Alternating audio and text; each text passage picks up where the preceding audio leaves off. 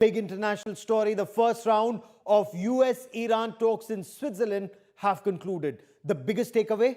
An agreement on the roadmap aimed at securing a comprehensive deal in the next 60 days. The two sides have agreed to establish a Lebanon Deconfliction mechanism. Now, this is designed to prevent either escalation or even hope to improve coordination amid massive regional tensions. Another key outcome is the creation of a direct communication line between America and Iran to reduce risks and avoid misunderstanding, especially in the strategically vital Strait of Hormuz. Iran's Foreign Minister Syed Abbas Araghchi has said sanctions on Iran oil have been waived. Some of Iran's frozen assets have also been released.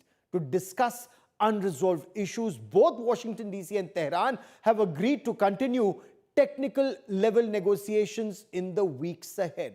But after the first round, there is a lot of criticism that's coming President Trump's way.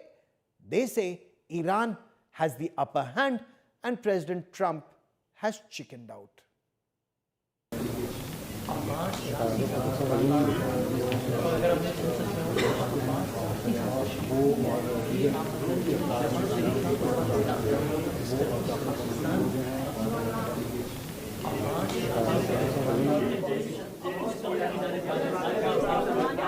Awkward diplomacy was on display in a Swiss, where US and Iranian negotiators wrapped up their first round of high-stakes talks, but not before a standoff stole the spotlight. US Vice President J.D. Vance and his delegation met with Iranian negotiators led by Parliament Speaker Mohammad Baghir Ghalibaf and Foreign Minister Abbas Araghchi at the Lake Lusa summit. But the planned show of unity fell apart when the Iranian delegation refused a planned joint handshake and a photo op, with Araghchi entering only after journalists were cleared, embracing Pakistani Prime Minister Shehbaz Sharif while ignoring Vance entirely.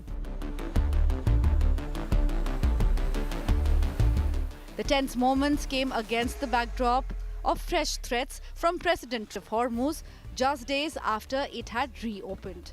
But talks concluded on a constructive note after a shaky start. A joint statement from Mediators, Qatar and Pakistan said the US and Iran agreement to a roadmap towards a final deal within 60 days. A joint statement at the end of technical talks said the US and Iran agreed to establish a communication line to avoid incidents in the Strait of Hormuz. We wanted to build a mechanism for keeping the Strait of Hormuz open. It is open. We've seen, of course, gas prices and oil prices come down, millions and millions of barrels of crude and natural gas flowing through the Strait of Hormuz that weren't flowing before.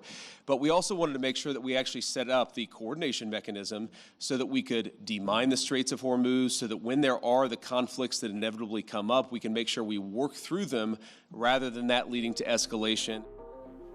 But one of the most notable provisions was the creation of a reconciliation cell involving the United States, Iran and Lebanon, which will ensure peace in Lebanon. Iran's Abbas Araghchi even took to X to announce that major progress was made towards ending the Lebanon war. However, Netanyahu has vowed to eliminate Hezbollah in Lebanon and protect his people. We don't have a war with Lebanon. We have a war with Hezbollah, who terrorizes Lebanon and seeks our destruction. And when that proxy of Iran is no longer a threat, when it's dismantled, when it's disarmed, yes, we'll have peace with Lebanon, and I look forward to signing it. These and other matters are the interests of security of the State of Israel. I've devoted my life to protect the security of the State of Israel. It remains to be seen whether the fragile peace between US and Iran holds. Bureau Report, India Today.